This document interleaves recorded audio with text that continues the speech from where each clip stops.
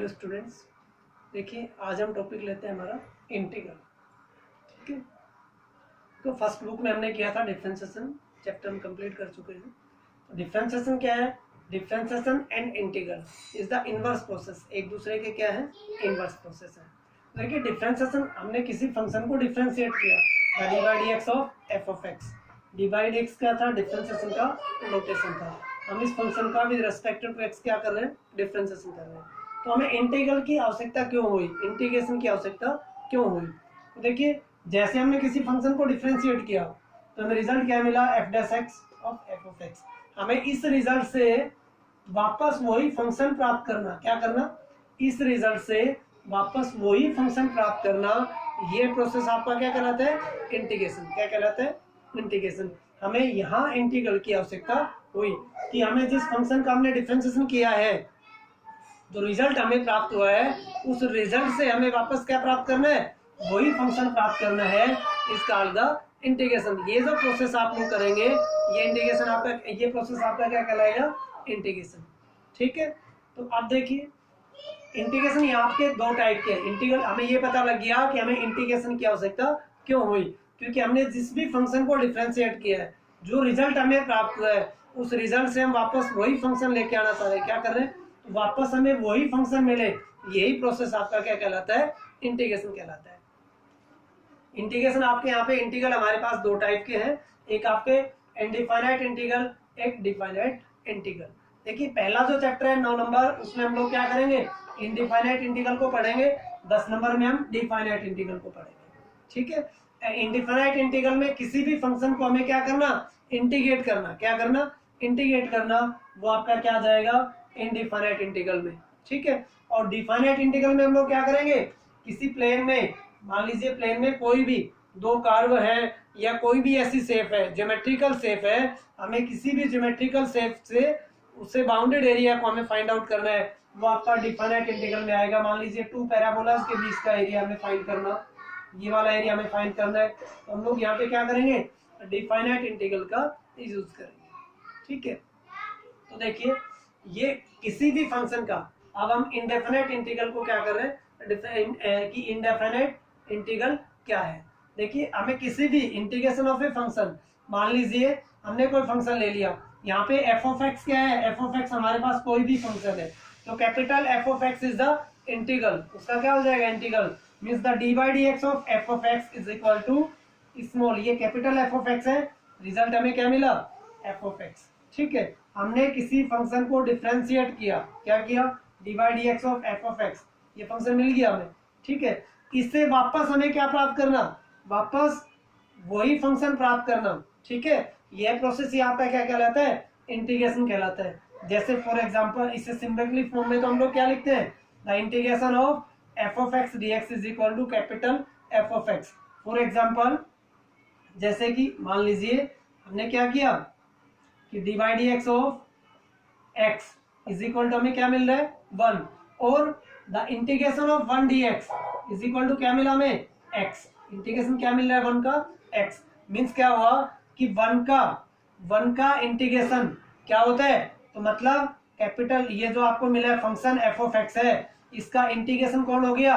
Capital f of x। आपकी बात समझ में आ गई? क्योंकि यहाँ पे देखो D by D X of x, उसका रिजल्ट हमें क्या मिला? डिफरेंशिएशन 1, और 1 का इंटीग्रेशन हमें वापस ये मिल रहा है। तभी तो हमने कहा कि integration and differentiation is reverse process. Inverse, एक दूसरे के क्या है? व्युत्क्रम है, उल्टे हैं। ठीक है, तो देखिए यहाँ पे एफ ऑफ एक्स, हमारे पास कोई फंक्शन है स्मॉल एफ ऑफ एक्स, तो उसका कैपिटल एफ ऑफ एक्स क्या हो गया? इंटीग्रल हो गया। ठीक है, जैसे हमने यहाँ लिया, देखिए D by D X of X is equal to 1, ये हमें पता है कि एक्स का differentiation with respect to X क्या होता है? 1 होता है, तो 1 का इंटीग्रेशन क्या हो जाएगा? एक्स। ठीक है, तो हम यही कह सकते हैं कि इस फंक्शन एफ ऑफ एक्स का इंटीग्रल क्या बन जाएगा? Capital F of x. और इसे सिंपल फॉर्म में हम ऐसे लिख सकते हैं, the integration of F of X D X is equal to capital F of X. देखिए डिफरेंशिएशन का नोटेशन क्या होता था? डी बाई डी एक्स, और यहाँ इंटीग्रेशन का नोटेशन क्या होता है? सिंबल ये वाला, ये जो is the symbol of integration, ये हमारा इंटीग्रेशन करने का सिंबल है। क्या है? इंटीग्रेशन करने का सिंबल है, is the symbol of integration. ठीक है, इसके बाद यहाँ पे dx का मतलब क्या है? Is integrate with respect to x। हम इसको, इस फंक्शन को एक्स के रेस्पेक्ट में इंटीग्रेशन कर रहे हैं, ठीक है। जिस फंक्शन का हमें इंटीग्रेशन हम कर रहे हैं वो हमारा इंटीग्रैंड कहलाता है। क्या कहलाता है? इंटीग्रैंड कहलाता है। और जो रिजल्ट हमें प्राप्त होता है वो हमारा इंटीग्रल कहलाता है। क्या कहलाता है? इंटीग्रल, ठीक है। ये बात क्लियर हो गई। अब बात आती है यहाँ पे एक जो टेक्निकल पॉइंट है वो ये है कि जब भी हम इंडेफिनेट इंटीग्रल को सोल्व करते हैं तो रिजल्ट में हम क्या लिखते हैं? प्लस सी। क्या लिखते हैं? प्लस सी, ठीक है। तो हम लोग क्या करेंगे? इंटीग्रेटिंग ऑफ कांस्टेंट, कांस्टेंट का हम लोग indefinite integral and constant of integration, हमें किसी कांस्टेंट का इंटीग्रेशन करना है। देख लीजिए, अब इसके रिजल्ट को हम ये भी लिख सकते हैं F of X D X is equal to capital F of X plus C, where C, यही सी आपका क्या है? Is integrating constant. Indefinite integral में हमें हर रिजल्ट के बाद में क्या लिखना होगा? प्लस सी। क्या लिखना होगा? प्लस सी। डेफिनेट इंटीग्रल, डिफाइनाइट इंटीग्रल में हम प्लस सी का यूज नहीं करेंगे क्योंकि वो एक रिजल्ट एक बाउंडेड एरिया में आ जाता है। और यहाँ क्या हो सकता है? कांस्टेंट क्या होता है? रिजल्ट तो वही रहेगा, इसी प्लेन में रहेगा, बट क्या होगा कि ऊपर नीचे हो सकता है, इतना हो सकता है 2 यूनिट यहाँ पे हो, नीचे हो, इसलिए यहाँ पे इंटीग्रेटिंग कांस्टेंट उसको बैलेंस करने के लिए इंटीग्रेटिंग कांस्टेंट लगता है, ठीक है। अब देखिए फंक्शन पे कोई फर्क नहीं पड़ता है। अब हमें इसी का कि प्लस सी, मान लीजिए हम इसको प्रूव कर रहे हैं, इसी को प्रूव करते हैं कि हमारे पास the D by D X of constant is equal to क्या होता है? जीरो। क्या होता है? जीरो। मान लीजिए कि हमने D by D X of F of X, capital F of x हमारे पास क्या मिला? एफ ऑफ एक्स, ठीक है। हम यहाँ पे क्या करते हैं? इंटीग्रेटिंग बोथ साइड्स, दोनों पक्षों में क्या करते हैं? इंटीग्रेट लेते हैं। तो देखिए इंटीग्रेटिंग बोथ साइड्स, ठीक है। तो D by D X of F of x, देखो डी बाई डी एक्स लगे और इंटीग्रेशन का सिंबल लगेगा, ठीक है ना। तो क्या हो जाएगा? ये खत्म हो जाता है, ठीक है। अब ये dx, अब हमें ये क्या मिल गया? अब यहीं पे देखिए, अब हम लोग क्या करते हैं? ये D by D X of, एक बार देखिए पहले इसको लीजिए कि हम लोग D by D X of F of X, capital F of X, ठीक है। हमें क्या मिला? स्मॉल एफ ऑफ एक्स मिल गया। ऐसे यदि हम D by D X of capital F of X plus C, तो हम क्या करेंगे? देखिए दो फंक्शन डिफरेंशिएशन में है, दोनों को अलग अलग तोड़ देते हैं। The D by D X of capital F of X plus D by D X of constant, constant का डिफरेंशिएशन क्या होता है हमारे पास? जीरो। ये क्या आ जाएगा? Is D by D X of capital F of X plus zero. देखिए इससे कोई फर्क नहीं पड़ रहा है, इंटीग्रेशन में कोई फर्क नहीं पड़ रहा है प्लस सी लगने से, ठीक है ना, क्योंकि कांस्टेंट फंक्शन का डिफरेंशिएशन क्या होता है? जीरो होता है। अब देखिए D by D X of F of X is equal to F of X, मैंने क्या कहा? इस फंक्शन एफ ऑफ एक्स का इंटीग्रेशन कौन होगा?